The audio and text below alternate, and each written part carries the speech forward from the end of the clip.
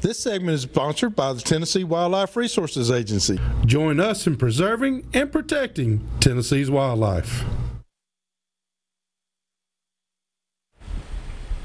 All right, welcome back, everyone. You can call us here at 737-7767 until those phone calls start coming in. We can start up conversations. How do you want to start up with now? Let's talk this turkey for just That's a minute. what I was hoping you'd say. So, this bird, by the way, was shot in Henry County, Tennessee, shot by Cord Maddox. That's it. Is the name of the young man that shot it. 23 years old. We learned a little bit about him earlier today, but let me tell you about this bird. So I got this wrote down. I don't want to tell y'all wrong. Our left spur, the left spur on this turkey was 1 7/8 inches. Right spur 2 1/16 inches. 2 1/16. I mean, the picture of this thing is incredible. One beard, but it was 12 7/16 inches long, and the bird weighed 25.37 pounds. And for those that know kind of how the turkey scoring system works, that turkey had a total score of 89.562. And the old record was 89.50. I started to say it was right at. It's right. I mean, when you go .562, you're not much over the old record. It's going to be mighty close. I think they're going to do a little extra measuring and stuff. You know, they're going to have to make sure on this one. Now, both of these scorings were done by the NWTF scoring system, which is what we all basically do our birds by. It's pending. It has to go through the final paperwork and stuff like that, but it was officiated by a TWRA biologist, and so it is going to be verified through that. And whether it ends up being number 1 or number 2, that is a heck of a wall turkey, hanger. It is.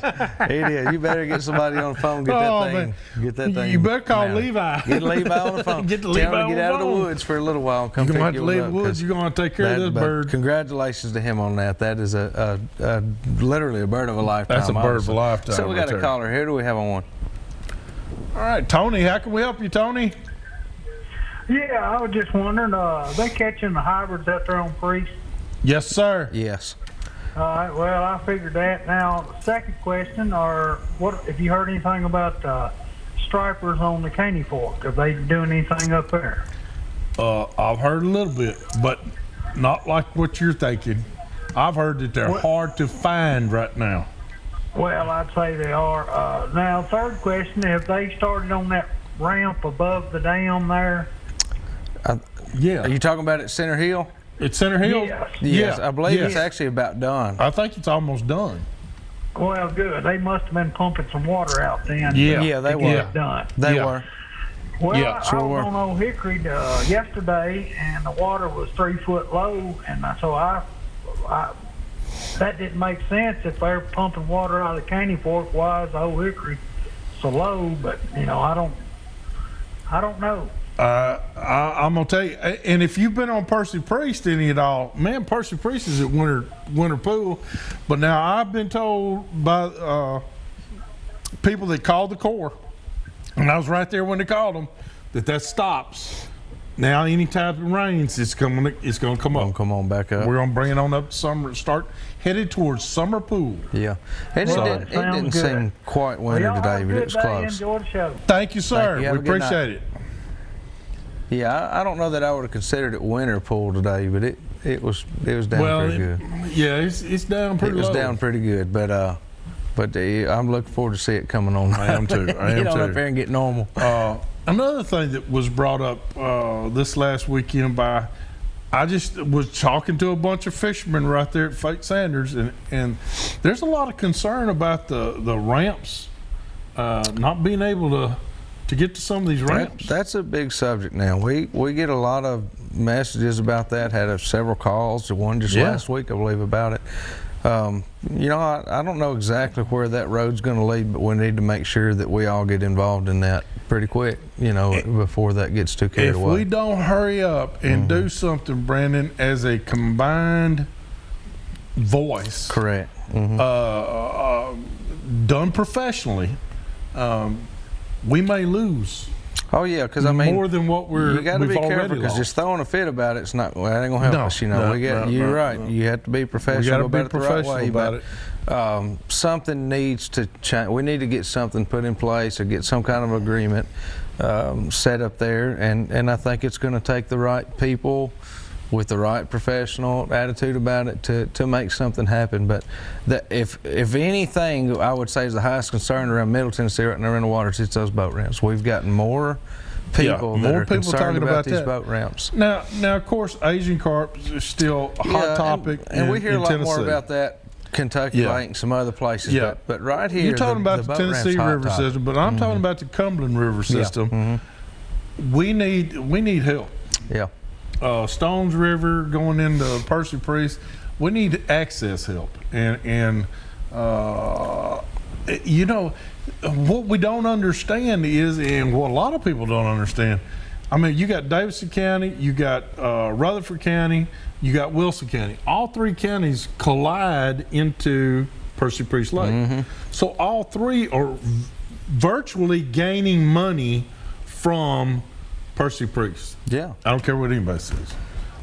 They're getting money from. There's definitely we've got to keep that revenue going, and the only way to do that is keep opening ramps, or keep them open. The ones that we do have. Yeah, and upkeep them, them, maintain them, and provide some security. If nothing else, I mean, we got to do something for the money that's being put out. Let's see who we have here on. We got here. Kent, how can we help you? Hey, one question for Brandon on that card reader deal he had there. Yeah. I used or had one that I couldn't make work with my Android phone. Is there a special app or something that you use with yours? You know, I don't know, because I have an iPhone. I use an Apple phone, and yes, I have it. There's an app that I download for it on the Apple phone. I would assume it would be the same on Android, but I don't know that to tell you for sure. I just plug it in and download that app whenever I get a new one. Like this one is still going on the old app, the one I just replaced. But I would have assumed it would have been the same on Android. I really don't know. I'll be glad. I mean, we can look and see if I can learn a little bit more about that, but I don't know. On iPhone, it's just a download app, and it's a plug and play at that point. Well, it told me that there were several apps, OTG apps, they call them, on the go. I got you. Yeah, on the go apps. Okay, I don't know. I'm trying to think of the app. I used to use an app that actually, it was not a Moultrie app. It was I think it was called Instacard Reader, but it was just a card reading app, is my point, that was versatile, and it could be used with any type of card reader. So you might look at maybe a general app like that would just be able to use it with whatever reader. Yeah, because I had a couple different brands, and that way, and it would work for any of them. It would work for any of them. So you might try something like that. Okay. Because they sure are handy once you get them working. They're nice. You're welcome. Thank you for calling. All right. But back to the ramps. I mean, I drove by over the dam the other day.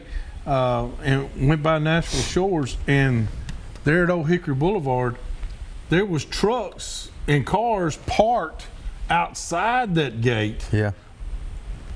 And people were walking all the way down there to go fishing. Yeah, they was full of them today. We saw more people fishing on those points and stuff out around there on the bank than we did in boats.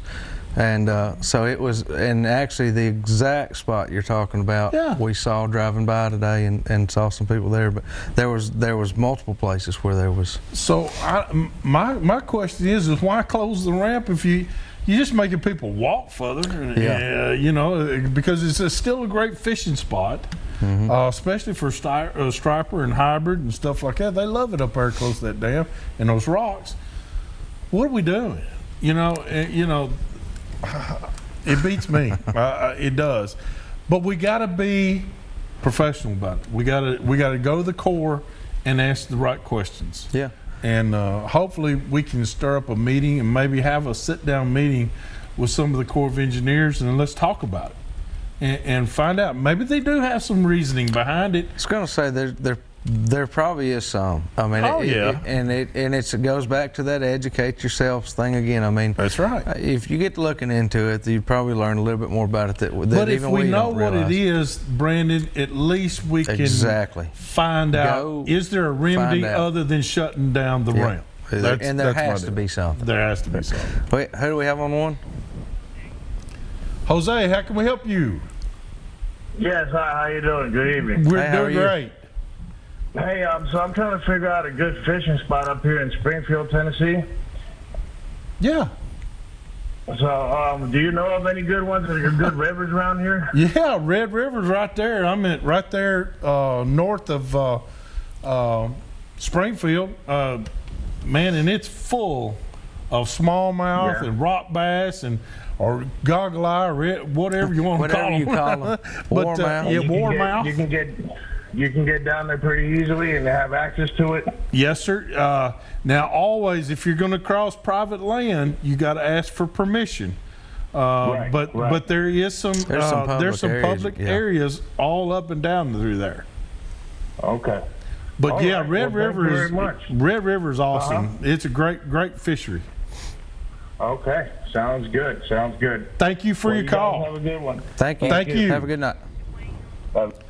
And we got Dwayne. Dwayne, how can we help you? Yeah, I was just going to let you know on that ramp there at Old Hickory Boulevard, I was told several years ago it's owned by National Shores, and they're the one that shut it down because they was having theft and people, when they were catching a bunch of stripers, they was cleaning the fish and throwing the remains in the trash can. So that's why that shut down, is what I've been told. Well, Dwayne, I'm gonna rebut that because first off, National Shores don't own that ramp. You're I don't know how old you are, but your family, my family, Brandon's family, all of these people inside the studio's family, if you're paid your taxes, you're the owner of that ramp. I agree 100%. I'm just telling you what I was told. I understand, and I understand. Because I used to be one of them that used to go down there and drive down there, and I used to launch a boat and all that. Well, yeah, I agree with you. It's messed up now. I got to go all the way over to 7 Points or Cooks or Elm Hill. But what I want, then but you're what going to get broke in anywhere you go to. Well, Dwayne, that's what we're trying to say. Let's put the truth with what the problem is. The truth is we, the taxpayers, own those ramps. It is managed by the Corps of Engineers. Okay. Okay. All right. That'd be great. That's upfront and honest there. The second thing is the fish entrails and where they clean fish. That's at every ramp in every lake in this Tennessee state. Because everybody puts them in the trash can because it's an easy way to get rid of them. Yep. So, I mean, if you're going to close one, then close them all, but don't give me that excuse. No, wait, don't close them all. Hold on. And tell Brandon that I have bought one of them little Card readers? card readers, Yep. and there's several of them. Yeah. And most of them will work with an iPhone, but there's some of them you've got to buy a different one that's for the Android. Okay. Okay, that And makes I know sense. for a Yeah. fact because I bought the wrong one. Okay. All right. Thank That's you, good to Dwayne. know. Yeah, all right, bye. Have a good Bye-bye. night. All right.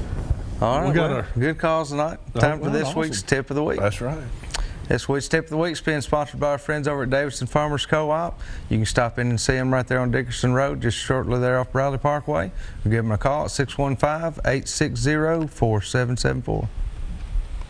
You got a tip for us this week? All right, I got a tip this I week. figured you might. Here's what we got. So when you're turkey hunting, a lot of times you go in, you set up. It gets daylight, they gobble their brains out. They fly down. You see them 200 yards down in the other corner of the field. They're strutting, they do their thing. You call at them 2 or 3 hours, they just look at you, thumb their nose at you. They go off in the woods. As the temperatures are going up right now in the middle of the day, you got to remember that turkeys, them jokers got them black feathers, and they don't want to be standing out in the broad sunlight during the. So usually they'll go in those wood lines and just stay in the shade kind of throughout the warmer part of the day. So here's what I'm getting to. Where you saw those birds standing there that morning at 9 o'clock, 9:30, standing there strutting in that corner of that field, if you'll be sitting there at 2 o'clock in the afternoon, From then to about 4:30, there's a very high possibility that that very same turkey will be standing in that very same strutting spot from 2 to 4:30 that afternoon, strutting before he goes to get something to eat before he hits that limb.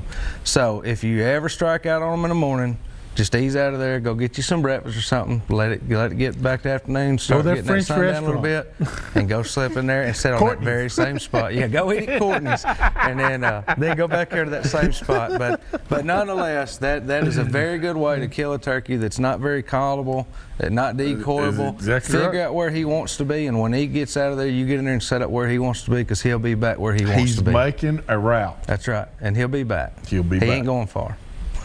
He's an Guys, Arnold Schwarzenegger. I'll be back. I'll be back. Guys, we're going to take a quick break. When we come back, we're going to have a recipe for you from Mr. Tom Courtney. He is in the house. No way. Already? He's here.